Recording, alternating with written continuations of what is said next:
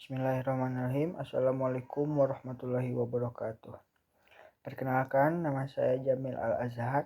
NPM saya 2010.1033. Saya berasal dari kelas A. Di sini saya akan menjelaskan tentang hasil diskusi saya mengenai negara dan konstitusi. Yang pertama, apa itu negara? Negara adalah organisasi yang memiliki kekuasaan tertinggi untuk mengatur kehidupan masyarakat di wilayah tertentu. Menurut Prof. Miriam Budiarjo, negara adalah suatu organisasi dalam suatu wilayah yang mempunyai kekuasaan tertinggi yang sah dan ditaati oleh rakyatnya.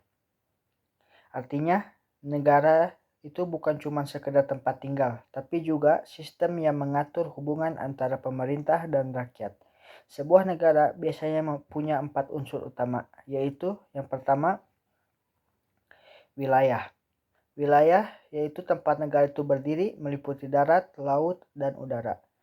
Yang kedua, rakyat. Semua orang yang tinggal dan menjadi warga negara. Yang ketiga, pemerintah yang berdaulat, yaitu lembaga yang menjalankan kekuasaan negara.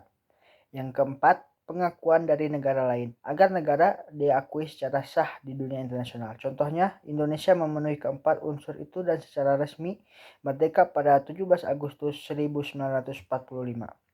Kedua, apa itu konstitusi? Konstitusi bisa disebut sebagai hukum dasar atau aturan tertinggi dalam sebuah negara. Menurut K.C. Weir, konstitusi adalah keseluruhan sistem ketatanegaraan dari suatu negara yang berupa kumpulan peraturan yang membentuk, mengatur, dan menjalankan kekuasaan pemerintahan. Sederhananya, konstitusi itu seperti pondasi dan pedoman hidup bernegara. Kalau negara diibaratkan seperti rumah besar, maka konstitusi adalah rancangannya yang menentukan siapa yang berkuasa, bagaimana kuasa dijalankan, dan apa hak serta kewajiban warga negara. Nah, di Indonesia, konstitusi kita adalah UUD 1945, yaitu Undang-Undang Dasar 1945.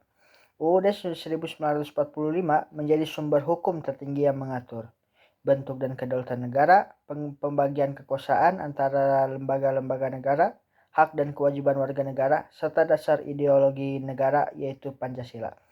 Melalui UUD 1945, Indonesia menegaskan diri sebagai negara hukum dan negara demokrasi, di mana kekuasaan tertinggi berada di tangan rakyat. Jadi, kesimpulannya, negara adalah wadah kehidupan bersama yang diatur untuk mencapai tujuan bersama, yaitu keadilan, kesejahteraan, dan keamanan. Sedangkan konstitusi adalah dasar hukum yang mengatur bagaimana negara itu dijalankan. Tanpa konstitusi, negara bisa kehilangan arah, dan tanpa negara, konstitusi tak akan punya tempat untuk dijalankan.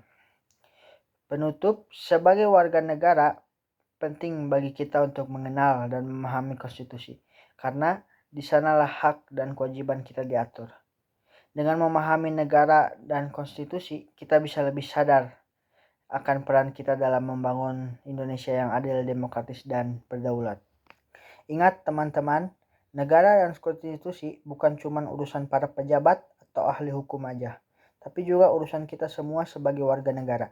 Dengan mengenal konstitusi, kita tahu batas hak kita, tanggung jawab kita, dan bagaimana cara berperan dalam berkehidupan berbangsa. Jadi, yuk kita jaga dan amalkan nilai-nilai konstitusi dalam kehidupan sehari-hari. Mulai dari hal kecil seperti menghormati peraturan, menghargai perbedaan, dan berpartisipasi aktif dalam menjaga keadilan dan persatuan bangsa. Mungkin itu saja yang cukup saya sampaikan. Mohon maaf apabila ada kesalahan. Wabillahi taufiq wal hidayah. Wassalamualaikum warahmatullahi wabarakatuh.